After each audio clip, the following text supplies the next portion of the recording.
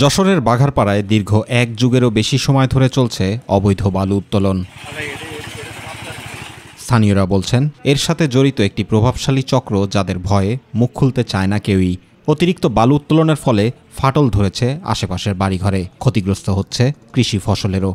বাড়ি ঘর ধরে ধুলো বালি এসে জালনা দরজার ভিতর দিয়ে ঢুকে দেখা যায় কাপড় চোপড় ময়লা হয়ে যায়। মোটামুটি হুমকিতে আছে, কোনো কিছু বললেও হয় না, আর আমরা কিছু বলতেও পারি না। আন্দোলন এবং তার বিভিন্ন গাড়ি ঠেকানো, ইউনোকে জানানো, আমরা ডিসি পর্যন্ত স্মারকলিপি দিয়েছি। বাধ্যতামূলক গৃহস্থরা তার কাছে জমি হস্তান্তর করতে বাধ্য হচ্ছে।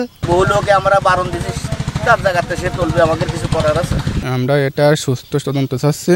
অবাধে বালু উত্তোলনের ফলে এ অঞ্চলের পানির স্তর অনেক নিচে চলে গেছে। বাতাসে অতিরিক্ত বালু থাকায় মুকুল আসার আগেই ঝরে পড়ছে ফলজ ফুল। এলাকা ও পরিবেশ রক্ষার লক্ষ্যে এসব অবৈধ কার্যক্রম বন্ধ করার দাবি জানিয়েছেন স্থানীয় জনপ্রতিনিধিরাও। এলাকা রক্ষার স্বার্থে, পরিবেশ রক্ষার স্বার্থে এটা বন্ধ হওয়া অবশ্যই দরকার, যেহেতু এটা একটা অবৈধ কাজ বন্ধ হওয়া উচিত। অবৈধভাবে বালু উত্তোলন বন্ধে জোর পদক্ষেপ নেওয়ার আশ্বাস দিয়েছে স্থানীয় প্রশাসন।